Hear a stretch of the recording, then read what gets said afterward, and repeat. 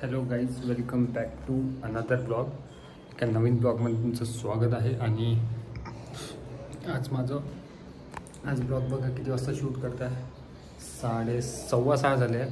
आणि अशी वेळ झाली होती कारण की मीट होती माझी चालू.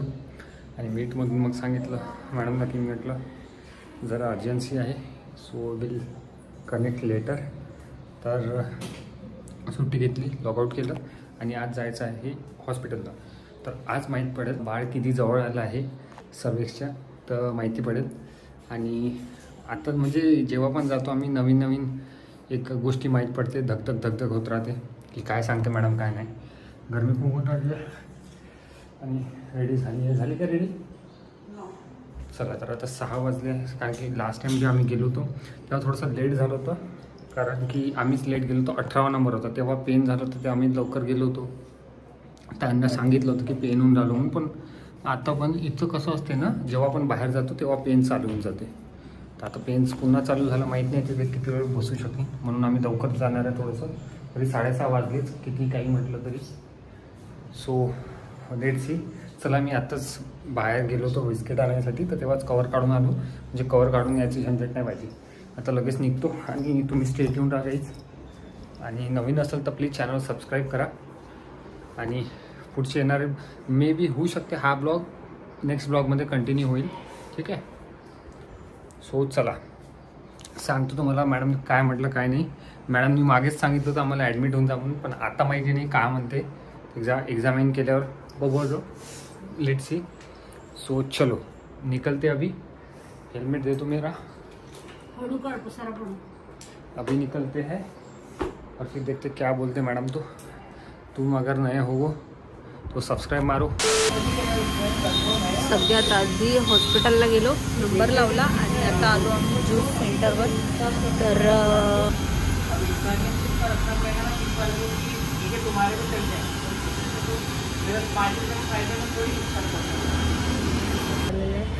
तर आमचं होतं की आम्ही यावर्षी जर समजा असं काही झालं नसतं प्लॅन, तर आम्ही गणपती बसवणार होतो.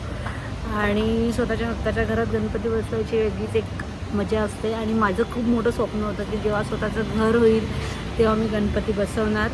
तर पुढच्या वर्षीपासून आम्ही बसवणार. लास्ट इयर तर आम्ही शिफ्टिंगच केली, तर आमचा असाच वेळ गेला. आणि आता यावर्षी तर आता बाळ असल्यामुळे आमचं पॉसिबल नाही होणार, पण नेक्स्ट इयरपासून आम्ही बसवणार आहे गणपती. हे ज्यूस आलेला आहे पायनॅपलचा. आणि फायनली मी जवळपास 9 महिन्यानंतर आज पायनॅपल ज्यूस पीत आहे. किती महिने झाले पिलो नाही? 9 महिने होऊन राहिले. आता हा 9वा महिना. दाखवायचा लागून.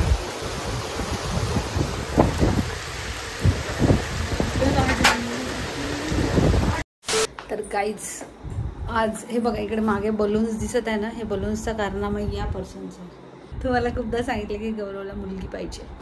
सो प्रे फॉर गौरव की मुलगी झाली पाहिजे असं त्याला वाटते. आणि अजूनपर्यंत आमचं डिलिव्हरीची डेट जवळ यायची आहे. 28 डेट आहे, पण अजूनपर्यंत माहीत नाही कधी होईल डिलिव्हरी. कधी पण जायचं काम पडू शकतं, जसं नेहमी सांगते तसं. पहिलेच येणार आहे, गॅरंटी आहे. हां, आधीच होईल. 9 महिने घेईल की नाही घेईल काही सांगू शकत नाही, पण माहिती आहे का काही सांगू शकत नाही. पण कसं आहे ना, इथचं काय जास्तीचं कधी टपकन आणि नो गॅरंटी होतं. आज आमचं पार्सल आलं. आम्ही बऱ्याचशा गोष्टी शॉपिंग केल्या आता महत्त्वाच्या. आम्हाला वाटलं की त्या गोष्टीची आम्हाला नीड आहे, जसं की आम्ही पुढे येणाऱ्या ब्लॉगमध्ये तुम्हाला कळेलच की काय काय घेतलेलं आहे. पण आज सध्या तरी माझं एक पार्सल आलं आहे, जे की मी ऑर्डर टाकलं होतं. आणि ते टाकण्यामागचं रिझन असं आहे की जसं तुम्हाला माहिती आहे आम्ही 1 BHK फ्लॅटमध्ये राहतो. अजूनपर्यंत आमच्यातली चूल जायची आहे, शॉपिंग करायची. अजूनही शॉपिंग सुरू आहे आणि जेवणाची वेळ झालेली आहे. शॉपिंग नाही होणार आता झालंय. आम्ही लाईक सगळं केलं. आणि परत महत्वाची गोष्ट म्हणजे आम्ही म्हणजे कामाच्या गोष्टी घेतल्या, पण ते येणाऱ्या ब्लॉग मध्ये कळेल. आता नाही सांगायचंय, आता नाही माहित पडणार. पण ब्लॉग आता तुम्ही कंटिन्यू बघा, म्हणजे तुम्हाला खूप इंटरेस्टिंग गोष्टी कळेल. आणि परत एक सांगायचं होतं, रूमचा नकाशा परत बदललेला आहे. इथचा पूर्ण पसारा मी इकडे केलेला आहे. साईडला होणार हे आता इकडे याच्यासाठी स्पेस सोडली की इथे थोडं कोणी आलं गेलं तर बसू शकते, कारण आता डिलिव्हरी मध्ये कोणी आलंय पण घरी, तर इथे थोडी स्पेस केली मी, म्हणजे इथे चेअर वगैरे टाकून आता आरामात. आम्ही आमचे जे कपडे बाहेर लटकत होते आतापर्यंत त्यासाठी एक गोष्ट घेतली आम्ही तुम्हाला. हा आता तेच सांगत होते मी गाईज की आम्ही 1 BHK मध्ये राहतो, हे जसं तुम्हाला माहिती आहे. तर त्या हिशोबाने आमच्या कपडे सुकवायचा खूप इश्यू होतो. आणि आता तुम्हाला माहिती आहे असा मेंबर येणार आहे की ज्याच्या दिवसातून 50 कपडे सुकत घालावं लागणार आहे. याचं आम्हाला कल्पना आली.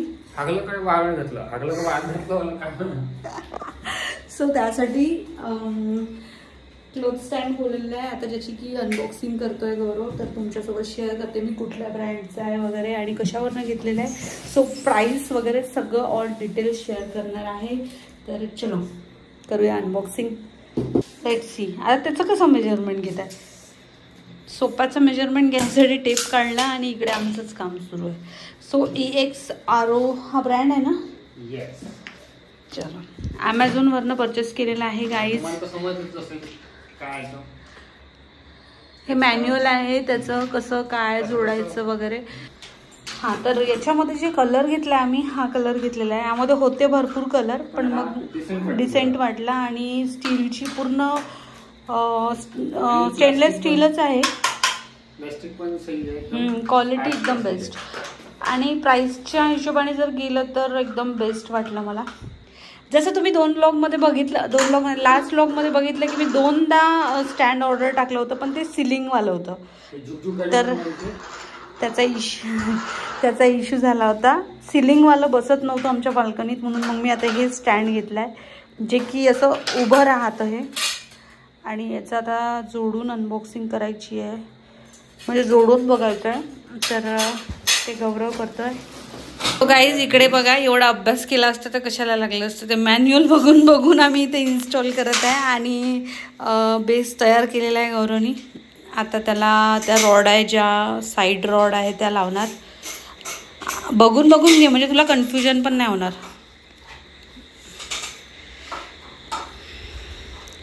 आपण एवढ्या गरमीमध्ये का फॅन का नाही लावला.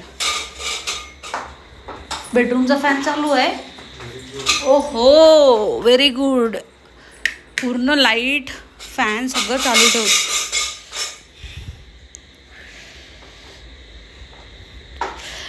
पाशीन म्हणजे खोलायचं काम नाही राहिलं पाहिजे अशा हिशोबाने कर, कारण मग परत तुला तेच ते काम करा. अरे हा काय प्रकार.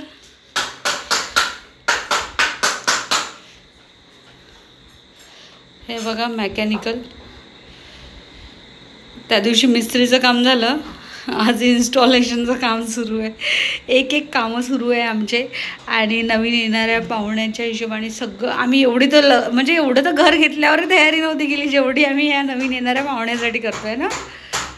नाही तसा कपडे सुकवायचा खरंच इश्यू होता. मी बऱ्याचदा सिलिंगचं पण स्टँड टाकलं होतं ऑर्डर, बट काय झालं ना ते स्पेस जास्त. कोण काय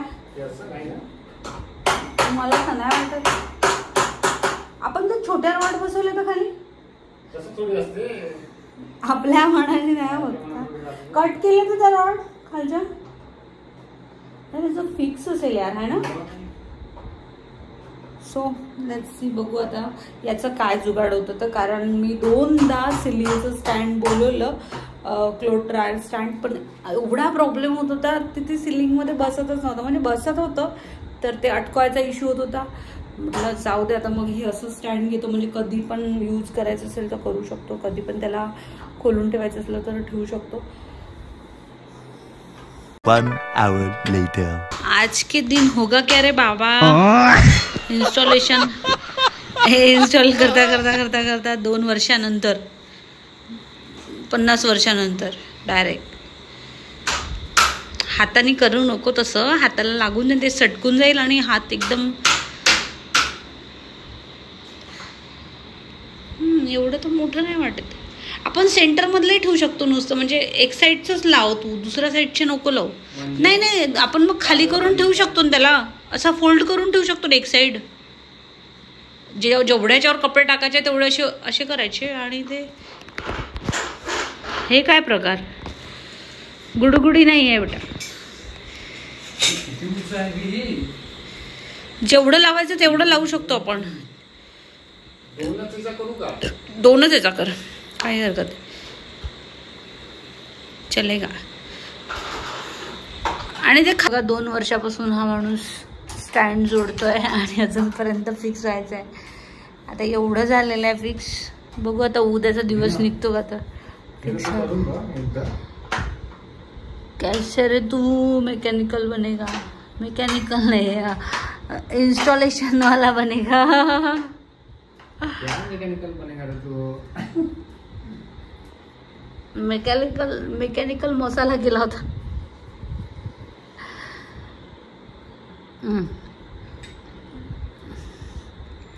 मोठा आहे भारी. खूप असलं ना मेकॅनिकल पण.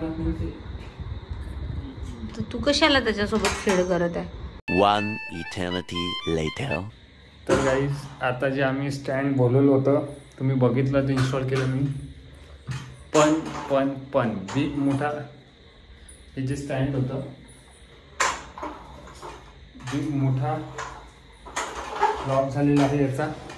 कारण की हे स्पेस जास्त देते हे आम्हाला कळलं.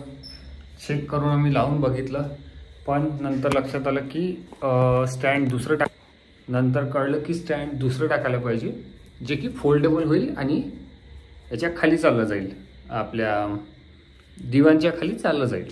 कारण की ते चांगलं दिसणार नाही ते, म्हणून आम्ही ठरवलं की ते रिटर्न टाकायचं आणि दुसरं आम्ही स्टँड घेणार आहे, ते बघू. ठीक आहे. आजचा दिवस खूप हेक्टिक गेला आणि फायनली आम्ही 3 गोष्टी ऑर्डर केल्या आहे, जे की मोठ्या गोष्टी आहे, जे की आम्हाला खूप दिवसापासून वर्षापासून आमचं ट्राय चालू होतं की कधी घ्यायचा. पण बजेट टाईट असल्यामुळे ते आम्ही घेऊ शकलो नाही आणि शेवटी फायनली टाकल्या कालच. नियर अबाउट फर्निचर समजा. आणि एक तुम्हाला आम्ही तेव्हा स्टार्टिंगला सांगितलं होतं सिक्युरिटीसाठी आम्हाला काही कॅमेरेज बसवायचे आहे. आता तर बेबी येईल तर त्याच्यासाठी तर इम्पॉर्टंट आहे ती गोष्टी की कॅमेरा असला म्हणजे एक सिक्युरिटी राहते. तो कॅमेरा मी टाकला ऑर्डर. कोणता टाकला, काय टाकला, मी सगळं डिटेल शेअर करी आल्यावर. आणि फ्युचर प्रूफ टाकला आहे सगळ्या गोष्टी की जेणेकरून समोरचे येणारे 2, 3, 4 वर्ष 5 वर्ष फ्युचर राहील. बट कल किसने देखा ही गोष्ट पण लागू करते इथे. पण आम्ही एक पुढचा विचार करतो की जे की होईल फ्युचर प्रूफ घ्यायचं. कारण की मग असं पश्चाताप नाही आला पाहिजे की नंतर अरे यार थोडंसं चांगलं घेतलं असतं ते. पण थोडंसं महाग राहील, महाग होते कोणत्या गोष्टी, पण फ्युचर प्रूफ घ्या. ठीक आहे. तर आता वाजल्या 10, भोपाळले झाले असं. आता करतो आम्ही जेवण.